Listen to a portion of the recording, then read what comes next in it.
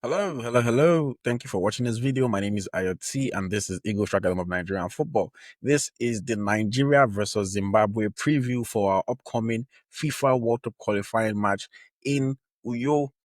In this video, I'm going to be talking about the players to watch. I'm going to be talking about the head-to-head. I'm going to be talking about the keys to success. And of course, I will give my predictions for the game in Uyo on Tuesday. Let's get into it.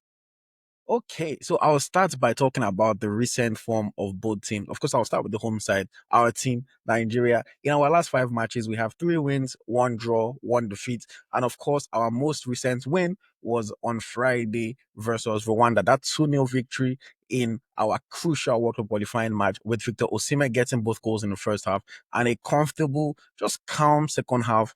We're able to secure the victory. Coming into this game, we have just 1 win in qualifying series and we sit fourth on the table with 6 points, but we are still in with a chance. Looking at our opponents, Zimbabwe have 2 wins, 2 draws, and 1 defeat.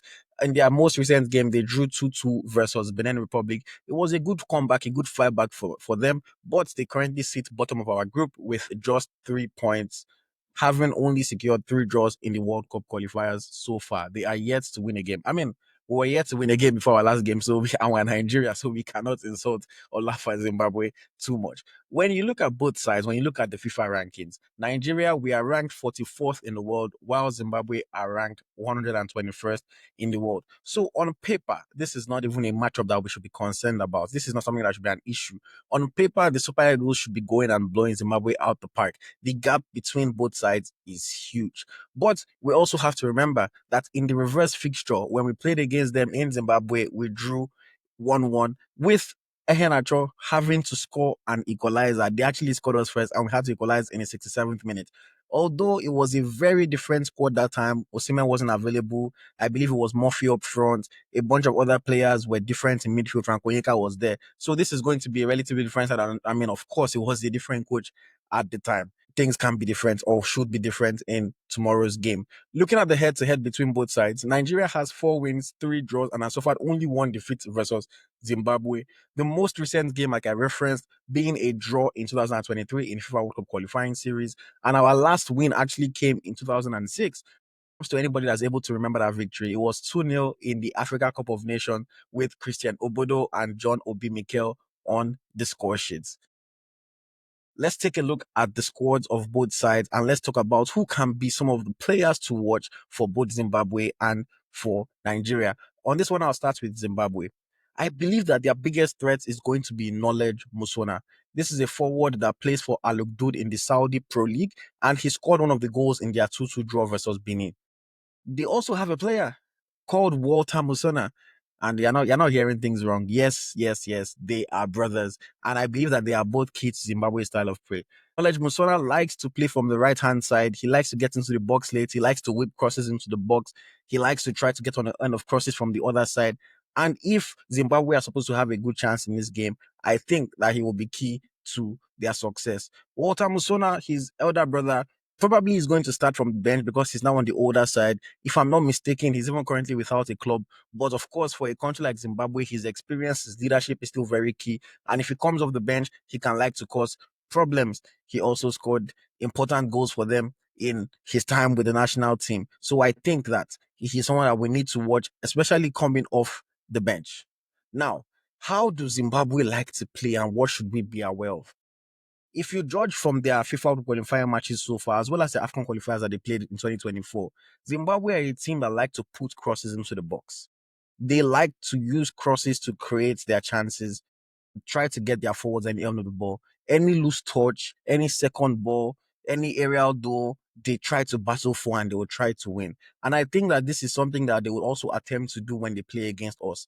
I mean, it's no surprise to them or to us or to anybody watching this video that when it comes to talent, Nigeria has superior talent over Zimbabwe. Man for man, player for player, they cannot really match us. So I'm not expecting them to come and try to play tip-tap against us. I'm not expecting them to come and try to outplay us on the football field. But they are going to realize that maybe they can get chances from crosses. And you know the way Nigeria played in the last game, we let Rwanda have the flanks. So if Zimbabwe have the flanks as well, they might think that they have a good chance of creating some good chances. They are also a team that like to capitalize and take advantage of their set pieces. Whenever they get free kicks around the box, whenever they get corner kicks, they are going to try to whip something in. They're going to try to find a goal from those attempts. So it's something that I'm thinking the Super Eagles would have to be aware of and will have to watch very closely. But again, we have Ekong at the back. We know how Ekong is good in the air. We know how he clears everything that comes his way. So hopefully it should not be too much of an issue. Now, let's talk about the Nigeria squad. Who are the players to watch on the Nigerian squad? Obvious, but I still have to point it out. Victor James Osimhen, fantastic striker, one of the best, if not the best in the world. His press, now, take note, his press would be key to creating some easy opportunities for the Super Eagles for us in this match because the Zimbabwean side, unfortunately for them, they are quite prone to errors. Even in their last game, in the 2-2 draw versus Benin Republic, their goalkeeper gave away a cheap goal and their defenders also always look shaky on the ball. So I think that Osimhen's press can help us to create some easy chances, and we just have to finish off those chances when they come. With the Nigerian fans in the stadium, we can make their defense feel uneasy. Any fan that's going to be at the stadium that's watching this video, every time their goalkeeper has the ball, yell, scream at him, make him feel scared. When their centre backs have the ball, yell, scream at them, let them feel scared. And I know that Osimhen is always going to be working hard, so his press can be very key. We also remember how Osimhen's press created opportunities for us versus Rwanda in our most recent match. So that can be a key in this game for getting some easy chances and potentially an easy goal. Another two players that would also be key in this game have to be Ademola Lookman and Moses Simon. Well, why? Because if Osimhen is winning the ball back from presses, then they're going to potentially have opportunities to score or to create something. And another thing is that Ademola Lookman, of course, is on set pieces. We saw the assist that he got for Victor Osimhen's goal against Rwanda, and we also saw him create a few other opportunities for Ekong and even for Osimhen as well when we played against Rwanda. So his crosses again in this match will potentially be key. Lookman, I mean, in the game against Rwanda, he had one or two moments where he should have maybe passed the ball and it was a little bit selfish. I hope that he has reviewed that and he's not as selfish with those opportunities in this game. I understand, I'm not knocking him. He's a forward. He believes that he can score goals. He wants to score goals. But sometimes, you just have to pick your head up and see your player on rushing into the box or just free in the box. And that way you can come up with one or two easy opportunities and easy goals for your teammates. Simon as well, he had a good effort in the game against Rwanda, and I think that he would have one or two opportunities in this game, whether for himself or to create for Osimhen, Lookman, or another Nigerian player. Let's talk about the key matchup in this match, or the key matchups in this match. I think one of the key matchups is going to be Knowledge Musona versus Calvin Bassey. I still believe that Knowledge Musona is their biggest threat in attack. And of course, he's not going to be directly up against Calvin Bassey. Considering he's going to play from the right forward position, he's probably going to go up against maybe Olaino or maybe Bruno Emechi. But I believe that he's a player that likes to come into the box, and I think a fair amount of times he's going to be matched up against Calvin Bassey.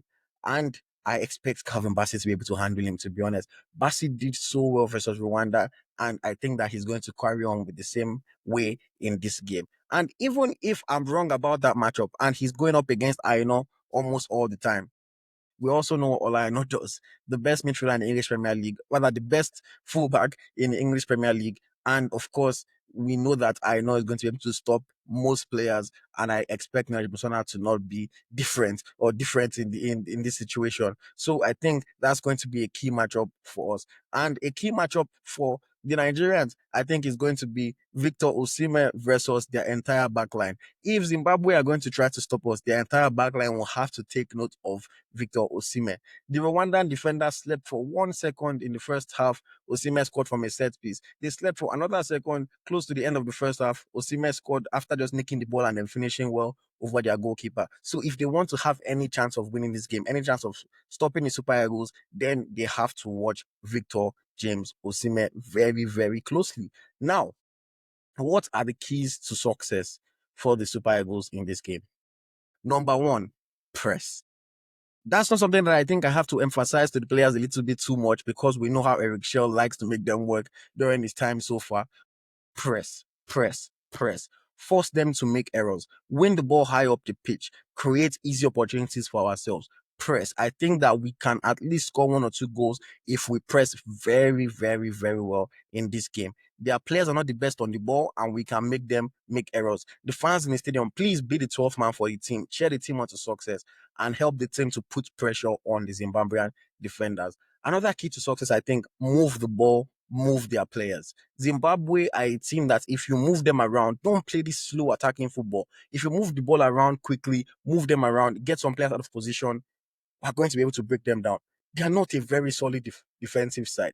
And even though playing against a team like Nigeria, they would probably want to be more compact. They would probably want to be more organized. If we move them around well enough, I do not think that they can match up against us. I don't think that they really have a chance. And I believe that Lukman, Simon, Usime, maybe Chukwueze can shine if we move the ball around quickly and we get their players shuffling across the field. And then number three, clinical finishing to score an early goal. Just like we saw in Kigali, we need to be clinical with our chances. If we're able to score a goal in the first 15 minutes of the game, the Zimbabwean players are going to lose hope because they already know that they are not the better team on paper. They're not the better team in terms of talent. So they are going to be going into this game to see how long they can hold Nigeria. They'll probably take it in 15 minutes increments. Okay, let's try to hold them first 15 minutes, hold them till 30 minutes, hold them till halftime. But if we're able to score in the first 15 minutes, we're going to kill that entire plan. We're going to kill whatever hopes that they had coming into the game. And then we're going to also be able to calm down a little bit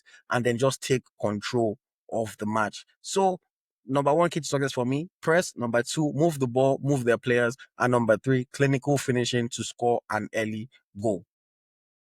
And of course, I'll make my predictions for the game. I'll start with my predicted starting 11. So we saw in Kigali versus Rwanda that Eric Shell surprised us a little bit with his setup, with his formation, and with some of the player selections that he made. So I'm going to take that into consideration while making this starting 11. I think in goal, it has to be Stanley Nwabali. He's the only real option that we have in goal. From the defense, it's going to be a four-man defense. And even though in Rwanda, he played by Tosai Samo and Olaino, I think in this game that Bruno might come back into the side. There's a very good chance that I'm wrong here. But when Bruno came on versus Rwanda, he was able to get forward more than Olaino was playing on from that left hand side. He was able to create some half chances. So I think that the coach might have seen this and might say, okay, let me actually play Bruno from the start this time around. So I will say Bruno Emechi on the left and Olalua Aino on the right hand side. That's the potential for me to be wrong, but that's what I'm going to predict in this one. And then the centre back pairing, I expect it to be Calvin Bassey on the left and then William Troost Ekong on the right. Skipo. Moving over to the midfield, we know that in the last game, the coach played a sort of 4-4-2 diamond, or should I say a 4-1-2-1-2 formation. I expect Wilfred Ndidi to start again in the holding midfield position. Some people criticized him after the last game, say, oh, he didn't run around as much, oh, he didn't have the legs, blah, blah, blah. But I think that he did okay. And I think that, again, playing against a team like Zimbabwe, where we're expected to have the lion's share of possession, that's not something that we should be too worried about. So I'm going to stick with Wilfred Ndidi. And then the two players alongside him, it was very interesting to see how the coach set up against Rwanda. So I'm going to have to say the same. Alex Iwobi and Samuel Chukwueze. I mean, that's what the coach did. So who am I to say that he's not going to do it again? Alex Iwobi, we understand his creativity. As Samuel Chukwueze playing in that fairly central role, it's going to be interesting to see how he does. But I thought he did okay in that game. It wasn't at his creative best, but of course he's adapting to a new role. But I think that the coach is probably going to stick with him again. And then in front of them, we thought it was going to be Lukman playing up front along with Osimhen going into Kigali, but we saw it differently. The coach played Lukman in that kind of number 10 free role position. So I'm going to predict that Lukman will play there again versus Zimbabwe. And then the two up front were Moses Simon and Ademola Lukman. Now, Eric Shell has potential to just scatter my prediction completely. But that's what I'm going to go for. Nwabali in goal, Bruno, Basi, Ekong, Olaino in defense, in Didi holding, two midfielders, Iwobi, Chukwueze, Lukman ahead of them, and then Simon and Victor Osimhen. Of course, if you agree with me or disagree with me, please let me know your own predicted 11 in the comments. And as far as the scoreline, the Super Eagles need a win because we know how our World Cup qualifying is going so far. We absolutely need a win. So we have no opportunity, no chance to play any kind of conservative football. We have to go there and attack. We have to go there and score goals. We have to go there and get a win. So I am going to predict a 3-0 victory to the Super Eagles of Nigeria. I think we're going to win fairly comfortably. I think we're going to win with a decent goal margin. And of course, I think that Victor Osimhen will get on the score sheet at least once. And then maybe somebody comes off the bench to score another goal. And then the third goal is open for anybody to get. So yes, that is my prediction. Please, please, please let me know what your own scoreline prediction is as well. This game is a game that the Super Eagles absolutely have to win and should have no excuse not to win. We're playing at home in front of our own fans. We need to get the World Cup qualifying campaign back on track, and we're playing against a team that is significantly weaker than us in terms of talent, in terms of FIFA ranking, and in terms of just footballing history in general. We are a big team. We are supposed to be a big team. We are supposed to be the Giants of Africa, and we need to go there and prove it. We need to go there and show it. So we need to go there and win comfortably. Even if they cannot score my 3 goals that I'm asking for, they need to absolutely get a win. Anything short of a win, and we know that our World Cup qualifying campaign is going to become very, very shaky. I trust the Super Eagles. Do you trust them as well? Let me know in the comments.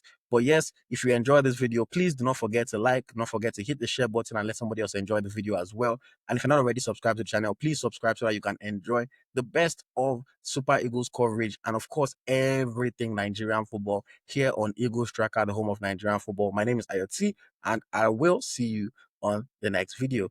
Thank you very much and bye-bye.